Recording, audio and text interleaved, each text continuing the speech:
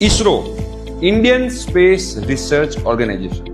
ઘણા બધાનું સપનું હશે કે એમાં જોબ લેવી તો શું કરવું. એના વિશે આજે હું તમને રસ્તા બતાવીશ કે તમારે ઈસરોમાં જોબ લેવી હોય તો તમારે શું કરવું. રાઈટ, ધ્યાનથી સમજી લેજો અને તમારા ફ્રેન્ડ સાથે શેર કરી દેજો કે તમને લોકોને આઈડિયા આવે. બેટા, સૌથી પહેલા તો તમે BBTech એટલે એન્જિનિયરિંગ કર્યા પછી તમે લોકો ઈસરોમાં જે છે જોબ લઈ શકો છો.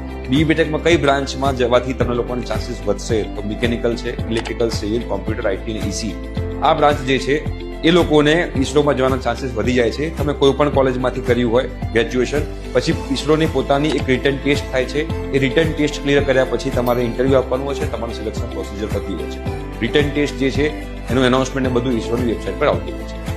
બીજો રસ્તો, તમે બેટા JEE મેન્સ ક્લિયર કર્યા પછી, JEE એડવાન્સ ક્લિયર કર્યા પછી IIST બેંગ્લોરની અંદર તમે BTechમાં એડમિશન લઈ શકો છો અને ત્યાં આગળથી ડાયરેક્ટ તમે ઈસરોમાં પ્લેસમેન્ટ લઈ શકો છો. આ ગ્રેજ્યુએશન પછીની વાત કરી. એના પછી જો તમે માસ્ટર્સ MTech કરેલું હોય કે MSc કરેલું હોય એવા વિદ્યાર્થીઓ પણ ઈસરોની અંદર જોબ લઈ શકે છે. એ MTech કે MSc કરેલા વિદ્યાર્થીઓનું પણ અલગથી નોટિફિકેશન જે છે એ ઈસરોની વેબસાઇટ પર આવતી હોય છે. ત્યાં આગળ તમારે એપ્લાય કરવાનું હોય છે.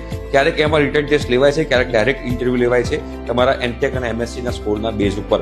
તો તમે લોકો ગ્રેજ્યુએશન પછી પણ ઈસરોમાં જઈ શકો છો અને તમે લોકો માસ્ટર્સ કર્યા પછી પણ ઈસરોની અંદર જોબ કરી શકો છો. રાઈટ, તો જો તમારે ઈસરોમાં જોબ કરવી હોય અને આપણે ભારત દેશનું નામ રોશન કરવું હોય તો બેસ્ટ જગ્યા છે. રાઈટ, તો તમારા ફ્રેન્ડને આ વિડીયો શેર કરજો. ઠીક છે.